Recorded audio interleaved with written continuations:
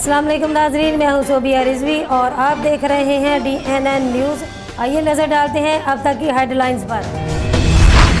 جشن آزادی کے حوالے سے اوکاڑہ پریس کلب میں ایک بڑی تقریب ہوئی۔ تقریب میں پرچم کشائی کے علاوہ 200 پاؤنڈ وزن کا کیک بھی کاٹا گیا۔ تقریب میں 2 صوبائی وزراء، PTI کے ticket holder, deputy commissioner DPO، ضلع انتظامیہ نے شرکت کی۔ اس تقریب میں تمام مکاتب فکر کے لوگوں نے شرکت کی۔